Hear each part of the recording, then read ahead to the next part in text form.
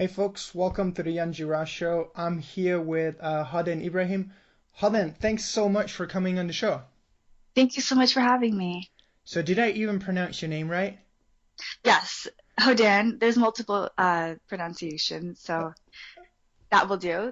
Okay, that's great because Yeah. I found a video on your website and I even spelled your name wrong so that I'll pronounce it in a way that it's supposed to be. So what I wrote down is Hodden. So that helped me a bit to pronounce your name right. Oh, awesome, awesome. Yeah, it's there's two way. The root of the name is actually an Arabic name, but it's a Somali translation of it. This rather the Somali equivalent of it. So this in the Somali way of pronouncing was the D would turn into a DH sound. And if you wanted to pronounce it the Somali way or the way you're pronouncing it now is just perfect. Okay, so how's the Somali way? Hadan. So it's a softer D. Say it Hadan. again. Hadan. Okay, that's something that my computer is not able to apparently to pronounce correctly because I didn't get it. No worries. Great. So, boy oh boy, Hudden, I have to say you really gave me a super hard time. You gave me a hard time getting ready for this show because I went through your stuff. I went to your website and there was so many questions I wrote down. I I really like, and now I decide, okay, I'll try to make it more or less freestyle because otherwise this might take like 5 hours. So I'm so so what do you think? Was how do I even introduce you? Like, where do I even start? Like, you've done so many things, and it sounds like when I went through your stuff, it sounded like you're 60 or 70 years old. But looking at your picture on Skype, you're obviously not that old, right? I really appreciate that. No, yeah, I'm a 25-year-old. I've done a lot of things. I think it's just the entrepreneurial spirit of just trying to do as many things as possible and embracing just risk taking. And it's always been my personality. And I guess considering the background that I came from, and we can talk about it some more, I think my background only enabled me just to take more risks and to just be less worried about failing, but more worried about what can I produce. All right, so that's a great introduction. So what is your background? So let's do it that way. So what is your background? Why did it enable you to take more risk than maybe someone else? Right. So I'm Somali Canadian. I was born and raised in Ottawa. My parents, they escaped a civil war in the early 90s in Somalia, and like a lot of people from the Somali diaspora ended up in kind of three major places. My family ended up in Canada, rather North America. Other families normally ended up in either Europe or in Australia. And so How did they end up in Canada? Oh, really interesting. My parents, before they were in Canada, were actually in Italy, and a lot of African migrants tend to go to Italy as a place to escape. And also, a lot of the stories you'll hear about, the unfortunate deaths of refugees trying to cross the Mediterranean is because a lot of Africans tend to go to Italy as their first kind of stop into Hmm. Europe, into a better life. So my parents, they ended up in Italy and through a prior connection in Canada, they were able to escape and then also come over here about 25 years ago. And so So I was born and wait. That's like too fast for me. Like how did it even happen? Like I understand like because right now there's also a lot of refugees coming to just like having the first stop in Italy or Greece. But like what kind of connection? Like how do you get from Italy to all of a sudden how do you end up in Canada? How does that work? well, for a lot of immigrants, it's due to sponsorship, and it's generally somebody in the country already saying that I already know these people, so they can come over and live with me. So I already had some family who were here actually before, Hmm. and I also had some family that were also in the United States. So you generally will come. I mean, they didn't land without knowing anyone here. They did have a few connections here, people who had come prior. In terms of how they ended up here, I wouldn't know exactly, but I do know the Canadian government has been very, very generous to immigrants and had very generous, a very an open, welcoming policy of supporting people who were escaping war at the time. Hmm. Is that still the case? I don't really know. I think that the governments have definitely shifted a little bit more. I think in the early 90s, I don't think it was Mulrooney who was in power, and he was very, very welcoming. The current government right now, not so welcoming to minorities, so I wouldn't know exactly what the case is. Hmm. Yeah. So So my idea is, yeah. yeah, interesting. Cause right now, there's similar stuff going on in Europe because there's a lot of refugees coming to Europe as well. And I was just curious to see like what's the situation like in the States or in Canada where you're located at right now. But apparently you don't see like a big wave of refugees coming in right now, or No, you don't. You don't see that much because refugees, and at the same time, I'm not really sure why that's the case. I know a lot of people just are, going to Europe, and right now there's just a massive uh, like exodus of refugees. And that's, I mean, this is not just from one particular conflict, because this conflict was just in East Africa in one particular country. And right now what you're seeing is a conflict that's happening in multiple countries. We're having this massive exodus of millions of people from many countries, and they're all heading to Europe. And so that definitely really complicates the issue. A lot more. And I don't think it was as complicated when Somalis were coming here. Don't think the number was as big. okay. So what was the next thing? Like your parents immigrated to Canada. You were born initially in Canada, right? Yes, I was born here. Okay. So and then you grew up in um I love the word how you call it the hood in your book that you wrote that we're also probably going to talk about in a little while. The hood or the so-called housing projects. Like I've never seen something like that, or like in Germany or in Europe we don't have something like that. How does that even look like? Like how is the life like there? Well, I think maybe the British equivalent would be council houses, or the council housing. So these are government subsidized housing that a lot of immigrants, most Somali immigrants, ended up in, because they didn't have much financial capital or even social capital or really any education that would have even been accepted here. A lot of them had to just start out at the bottom. So the government creates these kind of social housing complexes where they subsidize rent, and they Hmm. allow you to live there, and they'll give you services and support and community support. And some when my parents came here, they also were given financial support at the beginning just to get their lives going until they were able to find jobs, until they were able to find, maybe another housing complex they wanted to live in. So it wasn't just one housing unit, it was multiple housing units that we lived in. And so my parents were just going from different housing units to a shelter, and then eventually they were able to find a house. Where the situation definitely is different now, 25 years later, but at the beginning it was social housing projects were the number one way that immigrants could come into this country and not end up homeless, What essentially. what were your parents' first jobs? My friend, my parents were working way before. Like my father, for example, was working in the Middle East. My mother, this is before the war actually, and then my mother was Oh no, I in. mean what they were working like what was their first job in Canada? I'm sorry. Oh, when they were coming. Oh, I think it was just retail jobs. Honestly, it was really anything that they could get. Hmm. Okay. And like what are they doing now? Well, my mother is a successful businesswoman, and All right. my father too. He has his own job. My parents are separated, so I don't really know too much about what my father does, but I do know what my mother does, and she's a successful businesswoman, and she has her life set. So it's definitely a huge change from when they ended up landing here. Okay. Wow. That was like what 25 years ago, 30 years ago? Yes. Okay. That's a great story. Like she's a businesswoman, you're a businesswoman. So how is it like growing up in those housing projects? Because I can imagine that it must have been really really tough. Like you come from Somalia, a country where in Canada or in the States maybe a lot of people don't even know where it is, and you like growing up. How was it like? You probably had a lot of obstacles coming, like being thrown in your way. Like Yes, absolutely. Well, growing up, my mother did an amazing job of not letting me know, or not letting my environmental conditions affect my mind. So when I was growing up, I never even knew where I was living, quite frankly.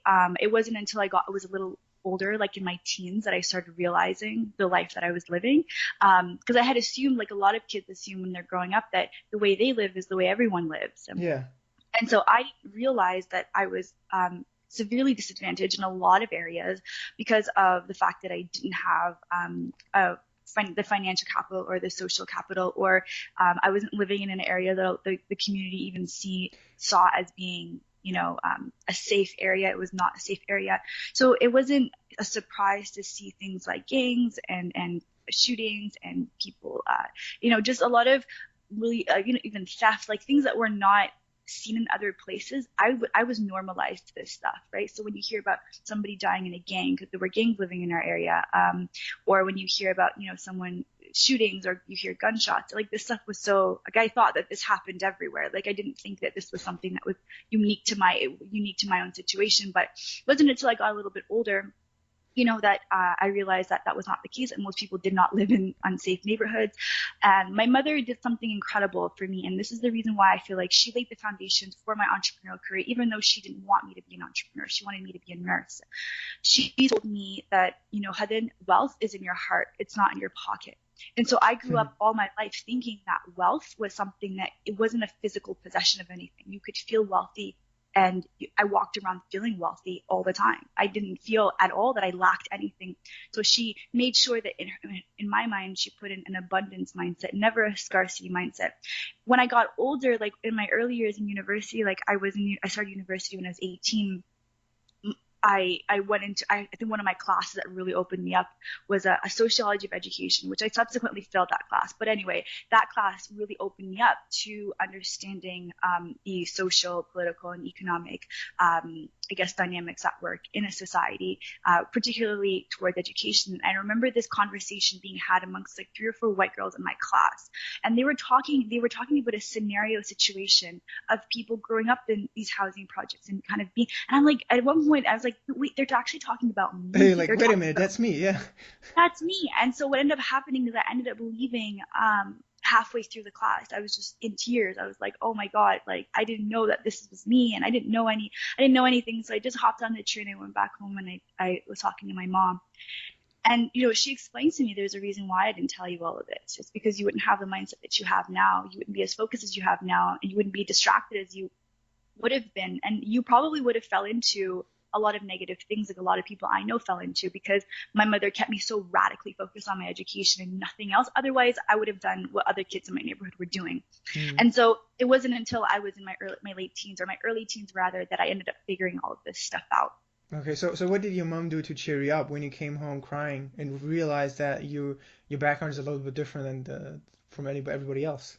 Well, she didn't, I mean, my mother never has ever given me any sympathy or anything like that. She doesn't emotionally coddle me. She just told me that, like, you're like everyone else. You're just going to work harder and you're going to get through it. And that's not a problem. So she didn't pat my back or make me feel any better. It was just that these are the realities of life, and different people come from different backgrounds, and you will have to face those backgrounds, but they're to your advantage. They're not a disadvantage. And they're only a disadvantage if you think of them as a disadvantage. It's great. Can I invite your mom to come to the podcast one day? Oh, yeah. A lot of people want to meet my mom after I start talking to her, but absolutely. That's fantastic. Like, what do you in Somalia? What do you speak? Like, is there like a local language, or is English also a official language, or? Well, in Somalia, there's a lot of regions, and there's a lot of region-specific dialects. I come from the north of Somalia, so my Somali is very much a northerner accent, or rather a northerner dialect, that wouldn't be understood in different areas. But I mean, most Somalis, at least my family, came from the south, and they lived in the south, which was Mogadishu, which is the capital of, and so they adopted that local dialect, which is what actually the majority of the country speaks. So no, there isn't, English isn't spoken there. It is spoken there by people who learn it, but it's definitely not the main language at all. Okay, so her English would probably be my level. All right. So maybe now I'll understand a lot better like how you were able to do all of these crazy things you did. That's like one of the few things that I wrote down where I said like, okay, I'm gonna put this right in front of me. So that's like the only stuff that I want to like show that I prepared for this is you did real estate investment consulting, a personal development seminars, magazine publishing, marketing consulting, buying and selling used books, spoken word workshops, and I think it's really amazing like the quantity and probably also the quality of the stuff that you did. And now I can realize like how like your mother empowered you to do all of this. And so what was like first of all, like, what is spoken word workshops? Is that like rap, or what is it? Um, so about 2008, 2009, there was a show that came on Def Jam Poetry at HBO. Def Jam Poetry. It was a series that Russell Simmons had started called the Def Jam Poetry series. And this, I mean, spoken word has existed for years as a form of communication and art. But what that series did in 2000, was it 2007 or 2008, is it popularized this kind of urban spoken word, this artistic format. So what spoken word is, it's just poetry that you speak. It's a rhythmic poem, but it's done in a way that people can understand you. So it's very different than, let's say, reading Langston Hughes' work. So It's is it something like, is it a poetry slam or?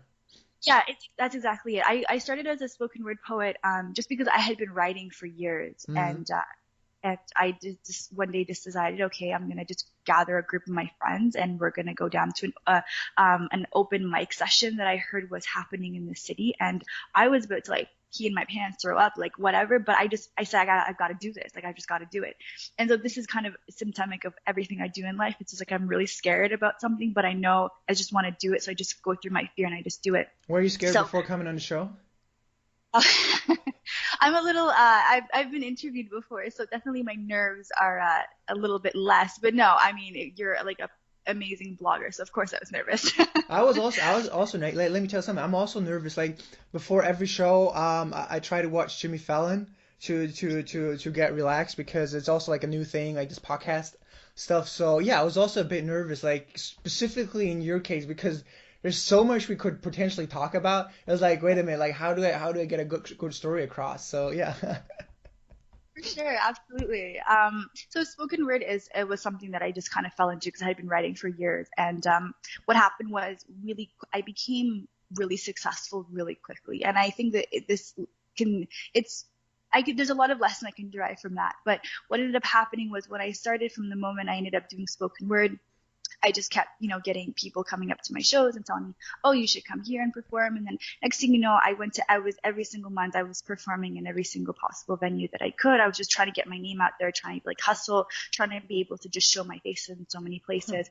Within about a year and a half, I ended up competing at the Canadian Festival of Spoken Word against like 17 different cities, and my team ended up coming second, and I was the first woman in the top 8 to have won the entire competition. I mean, this is a nationwide competition, and I was getting paid a good amount of money. Like I was doing workshops, like the school district. Well, in Canada at least, we have the Ottawa Carleton District School Board, which is the citywide district school board. So I would be solicited to come and to do workshops, 1 or 2 hour workshop, and they would pay me for that. Or I would be asked to come in and do features, and I'd get paid for that. Or I could be asked to come do feature sets at different shows and get paid for that. So within, a year and a half, like I was able to like be making money, and I could have I could have created a full-time career out of that if I wanted to, but I ended up leaving because it became too popular, and I was just like, I like to get in at the ground level when things are just on the upswing, and I kind of have a knack for feeling what trends are coming up, and I knew that was something I wanted to get into. But as soon as everybody started doing it, I was like, Yeah, well, it was there's over. no, So yeah, would you even say like the stuff that you did before, like the real estate investment consulting, personal development, magazine marketing, that you more or less went to a path to your truth self, that this is really who you are, or is it just like randomly that it just happened, or like what was the chronological order? Like was it like you more and more finding out who you really were or who you really are, or? yes, absolutely. I think it's definitely the first one. It's the fact that very early on, I knew that I wanted to be free. That freedom to me mattered to me more than anything else, and that I was going to make the world adapt to me. That I wasn't going to adapt to the world, and I just said that come hell or high water, things are just going to work out for me, and I need to live my life in a way that, you know, I believe is true for me. And Steve Jobs said something. I mean, it was the most amazing things. I had discovered this truth before he said it. And he says that when you look around the world around you, you'll realize that everything that you see and that you live your life in was created by people no smarter than you. Mm. And then once you realize that, you can't change. And that was a truth I could not unlearn once I learned it. So I said that the world around me was shaped by other people, and I have every ability to shape the world around me, and I'm going to just keep trying. So all of the businesses and small little enterprises that I started were just me just gravitating towards something that I had an interest in. Everything I started was something I liked and I had an interest in. But I was also going to figure out how to make money. What I realized looking back is that they were all really great business exercises that I was doing very naturally, to teach me everything, and every single one of them taught me something. Real estate investment consulting taught me how to cold call and to talk to people that I was scared to talk to. Magazine publishing taught me how to assemble a team and to make sure that I hit deadlines and make sure that I manage my time well. And spoken word workshops taught me how to public speak and to speak it, because I was speaking in front of anywhere between maybe 50 people to about 1,000, maybe 2,000 people.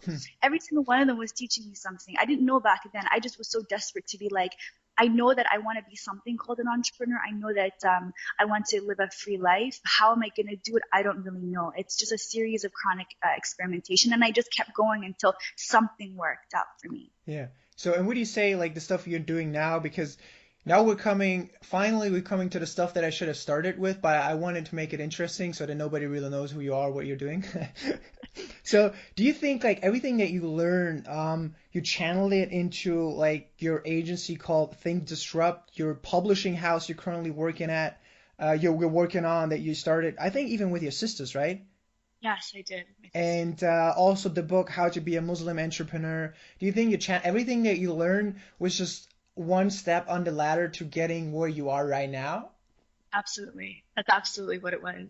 Would you say that you even planned it right from the very start, or it just, oh wait a minute, right now I have this passion, now I have that passion, and you sort of knew that those were pieces of a puzzle, but you didn't really know how the puzzle might look like in the end, or did you exactly know how the puzzle might look like?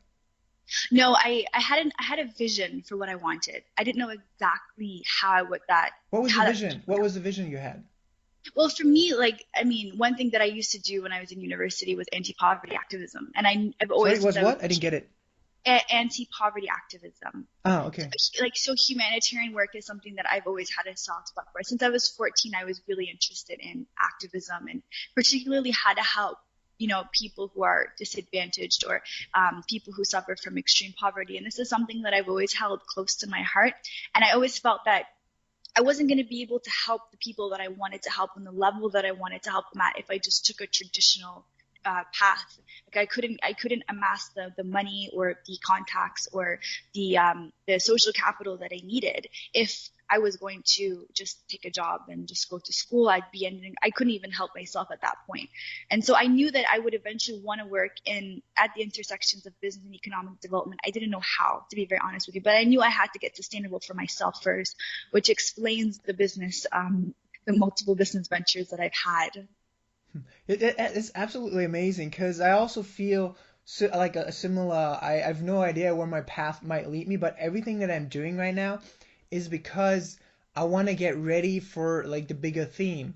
I'm writing because I know that helps me to become a good storyteller. I give public talks because I know at one point that might come in handy. I started all sorts of social media like Facebook, Twitter, because I knew like at one point that might help. So it's interesting like that.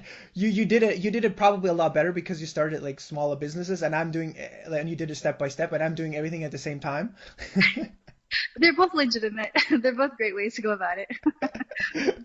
Yeah, that's interesting. So, how many years, like in total, did you spend on like getting ready for the stuff that you're doing now? Since I was 17, for sure. I know for sure at 17 I had, I had, I mean, one thing I will say is that people from minority backgrounds don't generally have access to the same resources that generally other people do in terms of understanding different ways of living. And so because of the lack of my parents coming to this country and the lack of, social mobility, university education is the one thing that immigrant parents tell their kids to do. And that's why, as I mentioned earlier, my mother did not want me to be an entrepreneur at all.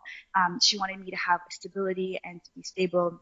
And so I knew at 17 I had something in me, but it took me until I was 22 to actually figure out the word entrepreneur. Once I figured out the word entrepreneur, because I didn't have the vocabulary for it, I couldn't make it a reality. So I was just jumping from one thing to another because I didn't have the vocabulary to make that a reality for myself, and then also to understand the structures within which I would be working in. So it's like me saying, okay, I want to be an engineer, but I don't even know what the word, like the word engineer doesn't exist in my vocabulary. It's very hard to shape your reality if you don't have the words for it. And That's so true. people from minority communities, because they don't have the words for certain things, and that's because the information isn't available to them.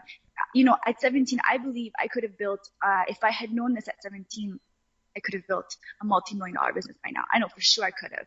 However, I'm But saying to myself, then you okay, would not be on the show and we wouldn't be talking. That would be very sad.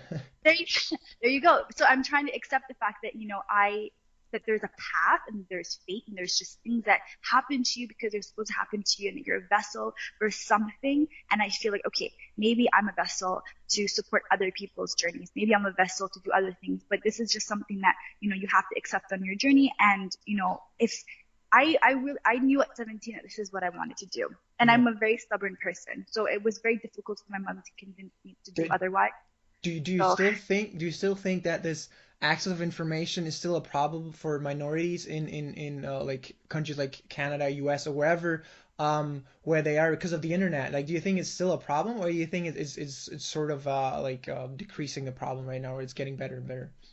Well, the internet definitely democratizes information, but the thing I mean, it's still just as worse. I think the thing with minority communities is that it's not just the communities here. Like, the issue has always been an issue of social mobility and social access and social inclusion in conversations. And so I don't think I'm any better off as a minority now than I was, a couple of years ago, 25 years ago. My parents came here. And that's simply because of the fact that, it takes time, and the change needs to come from within the community to start democratizing this stuff. Most economic development initiatives or groups or organizations that want to support entrepreneurs still cannot penetrate these communities. And the reason why is because it's a very top-down approach to change, and the change needs to be grassroots. And so Mm. that grassroots change has not really made any active step forward at all. And that's why, with me, I'm, with the work that I'm doing now, specifically gearing towards supporting Muslim entrepreneurs and minority entrepreneurs, is to start that grassroots change. And until that grassroots change happens, information can be democratized, but the thing is, the access to that information is still not there, because the communities aren't just going to go, online and just read this information. They need to see people like them, doing the very things that, we say that they should be doing. If we want more entrepreneurs, well, we need more minority entrepreneurs, either in more significant places or running larger companies or having more of more access to funding. And this is still something that is a very big difficulty with people, because minorities are still not getting the same amount of funding that non-minorities are. It's very difficult to get, you don't see them founding as many companies. You certainly don't see them, I guess, going back into their communities and mentoring them. So we're kind of really still in the same place, really. I can only speak for the Muslim community and the Somali community, the Black community. I know there's other minority groups that exist as well, but the issue, it's gotten better, but it's just because that there's been an active effort to make a top-down approach, which may have democratized the information and created a little bit more advocacy, but really the grassroots change has yet to start, honestly. So how do you think, like, how would such a grassroots movement look like? Like, I know that you're also involved in this and starting a new platform for Muslim entrepreneurs. So how would that look like, and what is currently lacking or missing, and what do you think might really fuel this entire conversation? Right. So this is actually a problem that I'm trying to solve myself actively. And so Venture is a platform that I started, which I fully intend to turn into an organization. Really, there's three things I've noticed that's really missing. It's not just the information, it's the networks, and it's the funding as well. And so the way I see it happening is that it really needs to take first an education approach to it. And that's why Venture, for me, at least in my first year, is focusing on supporting and developing aspiring and emerging entrepreneurs where they are, and going to them and providing the educational development and training opportunities that they need to be able to gain access and awareness to entrepreneurship and the resources that exist. What's interesting is I did have a conversation. I've been to economic development departments in the city just to do research and saying, okay, well, a progressive city like Ottawa, for example, which has a lot of funds and does direct a lot of its funds to entrepreneurship, development, I wanted to see how much of that money was being focused and allocated towards minority communities, and places that, were disenfranchised and generally marginalized. And these people have absolutely no clue on how to, connect with these communities. And again, it's because they're taking a top-down approach. The best approach is a grassroots approach, where you look at the entrepreneurs that are successfully doing things and you bring them together and you make a concerted effort to have programming, to have events, to have advocacy, and to go into the communities that are being left out, rather than just saying, hey, we're having an entrepreneurship seminar on how to start your business, and we'll teach you the business 101. Come So, through. so still, how would that in your case look like? Because I'm trying, and you know those communities. How would that exactly look like? Because like workshops and presentations will not work. Like, how would that specifically? No, not specifically, but what is like one potential thing where you say like, okay, this is bottom up and not top down. Like, how would that look like? I'm trying to imagine, but I cannot. Right. So for me, my initiative is very simple. I basically designed two programs, and I said, because I think what it is, it's the first step is just advocacy, and it's just awareness building, because people don't know that this entrepreneurial path is an option and a valid career option for them. And it's not that they don't even believe it. They don't see it as a form of social mobility. They don't understand how technology has changed so quickly, and they really don't understand how the world is going to look like, or how the world is shaping up to be, and how the current trajectory and the current path that they've been taking, which is a very much, get good grades, go to school, go to university, get a job, that trajectory is over. But you wouldn't believe the amount of people that still believe in that in our communities. And so they don't understand that entrepreneurship is a legitimate career development path that you can take. You can build a business, you can create your own job, you can become a freelancer. And so what I've been doing, and what I'm planning to do in October, is essentially I designed a program, and it's an event, and the event is called Endeavor. And the idea is to bring together, to inspire, to empower, and to connect the aspiring and emerging entrepreneurs in the communities, to get them out, and then also to take entrepreneurs that are already working in the city, who do not talk to each other, who aren't connected, who are all minority communities, and bring them to share their knowledge, to share their information, to say, look, we've done it, this is who we are, and we will be mentors to you. We will be mentors. The thing is, there's been no concerted effort to even unite the communities here. There's been none.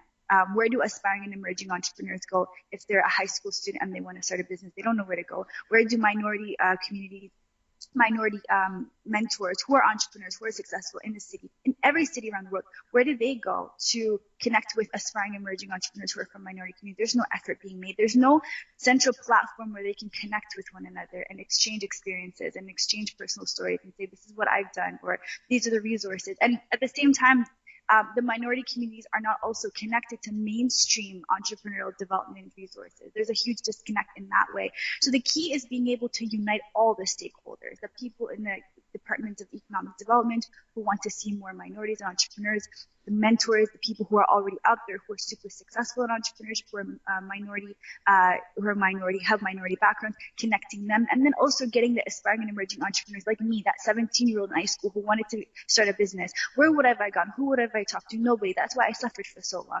Getting those people in high schools and community centers who are, and I know where these kids are because that's where I used to hang out. They're in schools, they're in community centers. Getting them out into these platforms, these events, and making them all talk and mix and being like, look, this is what exists. And this platform is going to exist for as long as it needs to exist, for everyone to start talking to each other. So Because what do you have, like, for example, you tell like a group of kids about like a new thing, and then how do you help them remove their parents' objections that this is not just like some mumbo jumbo, right? yeah, So how do you help? Because I think that's like one really critical thing, that parents from like immigrant parents, they still don't believe in it. Maybe like a 17-year-old, 16, 20-year-old believes in it, but how do I convince my parents? And even I am sometimes struggling like to explain my mom what I'm doing, and I'm like a middle class German family. Like, how do you remove objections of your parents that they might think like, wait a minute, you should become a doctor or a lawyer? oh, definitely. I think it definitely is a long term. It's going to be long term advocacy. I think I had the exact same problem with my parents. The way I've been able to do it is when I mentioned engaging key stakeholders part of the key stakeholders I really want to start engaging are community leaders, long-standing community leaders who are from minority backgrounds, who have been figures in our community for a very long time that people trust. Parents trust these people. These are people who are actively seen in community centers, actively seen in important community discussions, actively seen in schools. These are very, very key people because they are bridging the gap between the first generation and the parents' generation, right? So these are individuals who are a lot older, they're much more established, and they are much more understanding of the third culture. They understand how to maneuver in, in different communities, that the communities that they've been brought up in, so particularly Ottawa, they've been here, they've worked 10, 15 years here.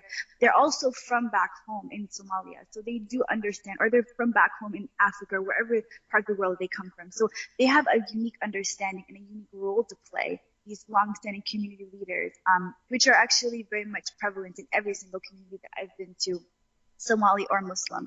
You'll see that one individual who's been working in the community, that 2 or 3 or 5 people who are really key figures that parents will listen to. And I've spoken to these people, and when I explained my proposition to them, they said to me, yeah, this is something that we need, and I know that we need. And so I know that they're going to be much more likely to listen to them than to listen to me, but everyone is absolutely a key part of this. Hmm. And what do you think, like, how long do you have to keep that? I'm not saying separated, but how long will this education part, like, been going on, has to go on until you're, like, mixing, let's say mixing, whatever you want to call it, until you tell them, like, look, now you go to startup weekends, or would that be, like, in parallel? Like, because there's startup weekends, startup live, like, all of these initiatives, like, do you think, like, they should go there right away, or, like, first of all, help them within the community and then get them ready, or like what do you think is a good approach for that? Yeah, absolutely. I feel like my venture is the first step outside before they start going into events like Startup Grind or the International Startup Festival. Before they start, connecting with the mainstream startup community, there's a disconnect, and there's someone that needs to bridge that disconnect. Be like, here, I can tell you that this stuff is okay. I can Why is tell you there a that disconnect? Like, how does it look like? well, the disconnect is like, it's first of all, it's a lack of knowing where these sources are. You wouldn't believe, but even just because of your background, you can be limited in terms of what you know is available to you, Hmm. right? So at 17, I didn't know that some of this stuff was available. Even if it was staring me in the face, I wouldn't know because nobody ever came to me and said, Hadan, these resources are available. I had to literally, I felt like I was scraping the bottom of the barrel to find every accelerator program, every organization that could support me in business. I didn't know that these things existed. And so there is a bit of, how do you say, an assumption on many people's parts that these big organizations, just because of the mere fact that they exist, that also translates into accessibility, and it doesn't translate to accessibility. There has to be a real effort being made to start going into the communities and saying that this is what is available to you. The way we're going to start making changes once we start seeing these youngsters, which I really feel like it's going to be these young people who start creating businesses. Once we start seeing an initiative, it doesn't matter even if they're successful. The idea is like somebody is saying, I'm going to go create an app. Somebody's saying, I'm going to go create a tech startup. Somebody's saying, I'm going to go solve this problem. Because once these people start seeing each other, start doing stuff, that's when things are good. We're going to hit critical mass. But right now, I think what young people are looking for more than anything, this is something I was looking for, was permission. It was just permission. It was Mm. somebody saying, this is okay for you to do. It's okay. You're not doing anything wrong. You're not doing anything crazy. This isn't going to hurt you. And this is safe. And I was looking, when I would go to networking meetings and organize, I was looking for people who look like me, because that creates trust. It doesn't mean I don't trust white people. It just means that I'm much more familiar. That familiarity translates into comfort. And so I need that comfort. But it's very difficult, to go into networking meetings or go into these organizations, unless you're just crazy like me. And I just went to every single conference I could possibly think of. I didn't even care at all. But I Yeah. know that if we're going to reach, I'm just kind of an outlier. If we're going to reach critical mass, if we're going to start seeing some change, we're going to have to start seeing more colored people in the room, more colored people as sort of grind, more colored entrepreneurs. I would love to see that happen. But there needs to be that bridge. And that bridge is really more than anything telling them, just giving them permission that this is okay. And then also that this is what is available and you do have access to this stuff. So what would you say, like, the most important lesson you learned over the past 7 years? What would be, like, in one, two, maybe three sentences, the most important lesson you learn yourself as a with a minority background that you would tell someone, maybe even someone listens that I have no idea. Like what would be the most important thing that you realized? Most important thing I realized. The lessons learned like over the past 7 years, like that guy you kickstarted and helped you doing what you're doing now. Um, I mean, I think I would tell myself that your gut instinct is right. I would tell myself that whatever No, no, you no, believe, not you, but like a small kid, 17, 18 years old, who's struggling, who thinks about doing this, doing that, and so not to yourself, but to someone else. yeah, exactly. I mean, there's so many lessons I could probably impart on somebody else. But what I would tell them is number one, something that a lot of people when they're starting, and something that I struggled with, what you're probably struggling. So I'm speaking to the individual now. Um, the first thing I would say to them is whatever gut feeling that you have about your path or your dream or the vision that you want to have in your life, believe your gut feeling. That's the first thing, is trust your intuition. Your intuition is almost 99.9% right about whatever it is that you want to do. And you know that intuition is guiding you towards something. And one thing I've learned is that your passion is the breadcrumbs to your dreams. And so the feeling that you're having in your heart of, oh, I really want to try this. Oh, I really want to do that. Trust those ideas, like trust them, trust those passions, trust those things that you want to experiment with. Don't suppress those natural inclinations to want to So how do I try. get over my fear then? To get over your fear of, I mean, like, well, for example, I follow my passion, and my fear is, oh, first of all, like my parents don't want me to do this. I'll fail. I have so many obstacles, and like, or the basic feel of failure. Like, how would you overcome fear? I think the thing with fear is that you will overcome it the more things that you try to do. But the only thing I could ever tell anybody who is getting scared about stuff is just put one foot in front of the other. Like, just make sure you just keep moving. As long as you just keep moving, like that's what I did. I was deathly scared of everything that I was about to do. I was scared about, okay, if I need money, so what do I do? I'm gonna start this business. I was scared. I didn't know if it was gonna work out. There's an uncertainty that you accept anytime you're trying to create your dreams. But the most important thing more than anything is just put one foot in front of the other. Just keep trying. The moment you start staying still and you freeze, that's when you fail. You don't fail when you keep trying, because something will always work out for you. Something will click for you. So what I would say is, as long as you just keep putting one foot in front of the other, then you will get to where you need to get to. What I do normally is um, I have this saying when I'm scared about doing something, and this is my own personal way I manage fear. Is I tell myself, Hadan, you're gonna just you're gonna plug your nose, you're gonna pretend you're gonna jump into water. You plug your nose and just jump in. And so I visualize into my mind that I'm actually jumping off like a springboard into a pool, and the pool represents my fear. So I tell myself, okay, plug your nose, you're just gonna jump. You're gonna jump, and you're gonna deal with it. You're gonna figure out how to swim. You're gonna do it. Just plug your nose and jump. And so I always say, as long as I'm just making that step, as long as you just make that step, as long as you just put that one foot in front of the other, and you always keep yourself in motion, you will be able to overcome it. Because nine times out of 10, I feel like it's just a matter of persistence. Really, it's not even a matter of whether your idea is right or wrong, or whether you have money, or whether your parents are. If you just keep moving at it, something will always work. Yeah. So it's really about starting to get momentum and never really stopping and trying to leverage that momentum and bring it to the next level. It's great because that's exactly what it seems that you did. Like first like the real estate, personal development, like then after even spoken word, and it got you like little by little you came closer to what you wanted to do in life. So yeah, it's a great summary, I have to admit. Thank So you. Thank you. so you wrote a book called How to Be a Muslim Entrepreneur. And so I don't want to, like, first of all, I wanted to ask you, like, okay, how do you be a Muslim entrepreneur? But I guess that's a very complicated question, very complex question. So I think an easier question, or probably not very easy, but something that I think that interests me and maybe also the listeners is, so what are the biggest challenges from female Muslims right now? Yes, actually, I can answer your first question. All right, And I great, go ahead. And I've been asked this question before. It's like, what does the role of faith or religion play in in business. And so I'll explain to you the Muslim market, believe it or not, is actually a $2 trillion market. It's the fastest growing market opportunity for anyone right now to get into. Either way, serving Muslim consumers. In the U.S. alone, the Muslim consumers spend about $150 billion a year But wait, on are that consumers like local consumers or consumers that are traveling to the U.S. or both?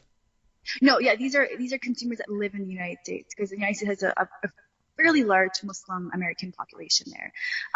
But I think the point of me mentioning that number is because there's a $150 billion market that exists, or even in the United States, and there's a $2 trillion market that exists globally. These are the Muslim market, or goods and services that are towards the Muslim consumers.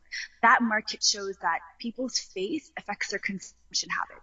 So in the same way, when I do business, who I am and my faith affects the way I carry out my business, and that subsequently causes obstacles that exist, and also it needs somebody to address those obstacles and those barriers that exist because I'm a Muslim woman. So because I'm a Muslim or a Muslim woman, it doesn't matter. So the opportunity is basically that, me being a Muslim woman in business, I have faced so many issues. And I think that as a colored woman, you're going to face these issues. You're going to face things like racism, things like sexism, things like discrimination. They're a lot more common than people tend to think, especially in the startup world. It's something that people like to shy away from because we look at it as an equal opportunity. Anybody with a great idea and just like hustle can kind of do things, but it's not the case. The obstacles that I have faced as a Muslim woman, whether it's been going into accelerated programs and pitching, or people, discriminating because of the fact that I decide to cover my hair, or because of my skin color or my background. There's a lot of obstacles that I particularly face. And so I start in my book right at the beginning and saying that, look, at 17, I could have started being an entrepreneur because of my particular background as a minority, also coming from a marginalized, disenfranchised community. I had a lot of paths that were blocked to me. But because I was one of those crazy ones who just kind of went through every single possible wall that I had faced, thankfully, I felt like I was coming back and telling people, this is what the path looks like for you. A lot of you people who are pretty scared. So what I wanted to do in the book is pretty much is bridge two worlds. Essentially is saying that there is a very unique experience that Muslim women face in business. Most of the people I've done business with are not people like me. They're mostly men, or they're mostly people who are not from my communities. And so because of that, and because they don't see people like me very often, there's a lot of obstacles that I do face. Again, everything from racism to sexism to like a lot of misogyny that exists. And it's something that you just have to deal with as a woman. So I can only imagine how difficult it is. Like if you're just a woman facing a lot of discrimination, just imagine if you're a woman and you have like three other massive quote unquote disadvantages against you. So the book was basically trying to do two things. It was trying to relay the unique Muslim woman experience and trying to show another perspective of the Muslim woman and how Muslim women, considering that there's absolutely millions of them, and there is a massive consumer market that does exist where Muslim entrepreneurs are part of that Muslim consumer market. So, But at the so, same so, time, so, just like, what would you recommend a Muslim woman right now? Also, taking into consideration like the huge opportunities that you said, and also the big disadvantages that Muslim female entrepreneurs face. Like, what would be your recommendation? What to do? Like, what is an interesting thing to look at, or are you not able to pin it down like that? well, I think again, it seems so simplistic and kind of when I say it, but you wouldn't believe what awareness does for people. I think that people don't know that this exists. Like they don't know it exists, and when they know that it exists and that there's other people just like them doing it, we're going to start seeing a growth of. We're going to start seeing so many Muslim women going into these businesses. I have women who contact me all the time from all over the world who are, I want to start a tech business. I want to start a clothing business. The thing is, they don't feel like what I feel from every single woman that contacts me is that they somehow feel they need that permission. They need somebody to tell them that you can do this. Like you can do it. It's totally possible. I've been through it. It's not a black hole. Like they want to know that the communities they're joining and what they're doing that there is a path to success, right? And it's going to take a few of us like me who are crazy to just make the road, to create the road for a lot of these women. And we're going to start seeing it. I'll give you an example, actually. In 2008, when I was doing spoken word, there was no other Muslim woman in spoken word, at least in my city. There was none. You could even go to Toronto, which was one of the most competitive spoken word or poetry slams cities. There was no other Muslim women even competing in the Canadian Festival spoken word 5 years Mm. ago.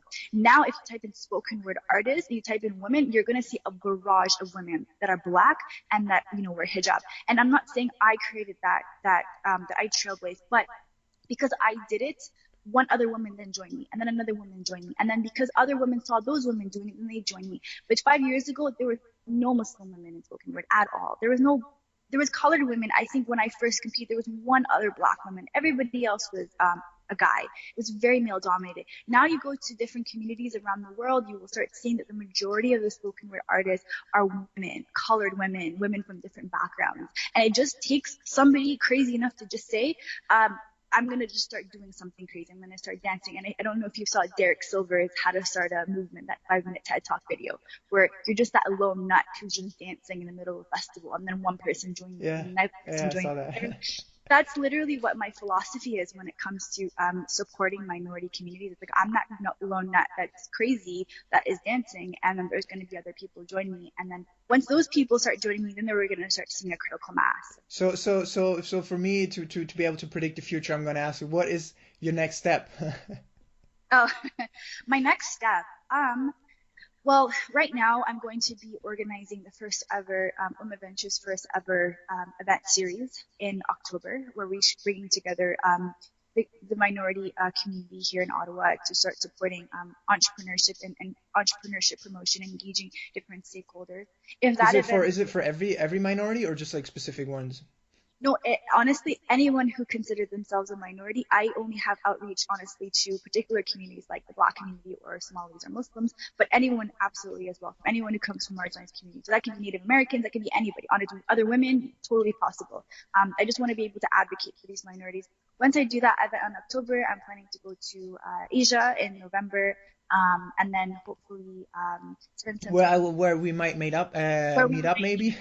Yes, absolutely. We must meet up and really taking some time to really just, I guess, reset myself. And that's kind of what I'm really wanting to do. And then hopefully, if the event happens in October and it goes really well, my plan is also to take the event to London, which in February, which I've been asked to do once I've shared some plans with a few people. They told me, if you do want to come to London because London's an incredible place. It's just beautiful, and there's so many communities that I think would be very receptive to these conversations. So if it does well in October, then bring it to London in February, and between that time, be in Asia.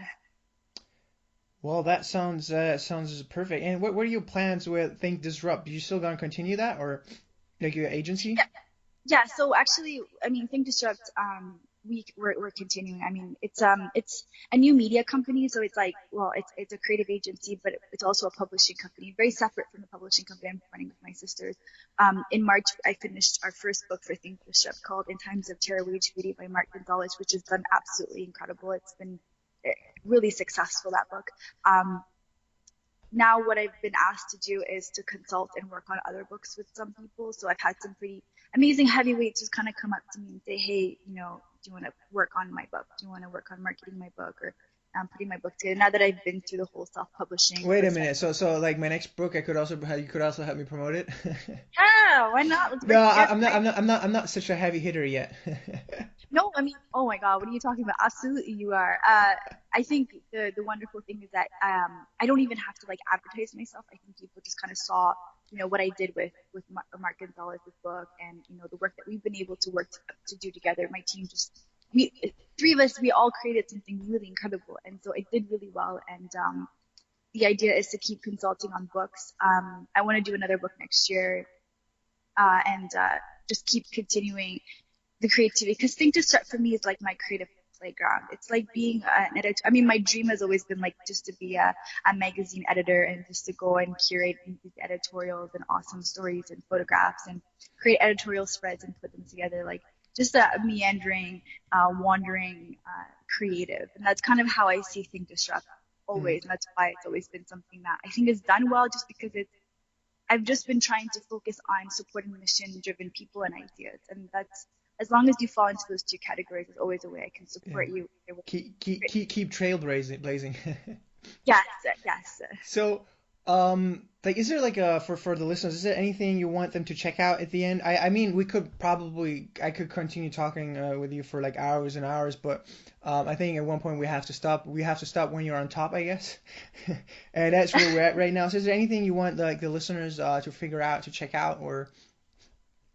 Yes. So I do blog. I have a active blog, hodanibrahim.com, and it's a place where I, share my thoughts on what I'm learning in supporting entrepreneurship development and education within minority communities. And really, it's just a place where I share what I'm doing and some thoughts that I'm having. So it's a professional blog, but it's also a very personal one that's documenting my journey. Something I've been doing for 3 years, is just documenting my ideas.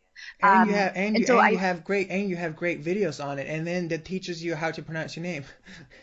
Oh, thank you. Yeah, I have to get on my YouTube channel a lot more because I've noticed that there's a huge need for this, and I think more than anything, I've been kind of testing the need for the topics that I've been talking about. And my YouTube channel has been one really great way to test the need. But yeah, so my blog, hodanibrahim.com, pretty much has everything you could possibly need to follow my work or to connect with me if you want to further any conversations that you're interested in, if you're inspired by this or you want to potentially work together. My website is the best place to direct your readers to, or your listeners to, for sure. Great stuff. That's it. Yes, All that's right. all. Perfect. Thanks so much for coming on the show, and I'm really looking forward to seeing like the stuff you're doing grow, because I think it's like something that's really desperately needed. And also like the stuff you were talking about in your book, it kind of opened my eyes that there's a lot of untapped potential, not only in Ottawa but everywhere around the world, and not only minorities but whatever. It's really about tapping into this potential. And the stuff you're doing, I think, is the start. And I'm really looking forward to seeing the grassroots movement getting to play. I really appreciate that. Thank you so much. Thank you so much for your support and this amazing podcast. And I mean, I am so excited to read your book, and I've been like your biggest fan for the longest time. I might be your biggest fan. So I really Oh, I appreciate you only reaching have two fans, so yeah, the probability is 50%. out. I know, I really appreciate you reaching out and have this wonderful conversation, and I hope it inspires your listeners rather. Or my readers. Oh, You your never know. readers. It can be Or they're the both. same, yeah. All right, Holland, thanks so much. Thank you. Thank you All so right, bye much. bye. Talk to you soon.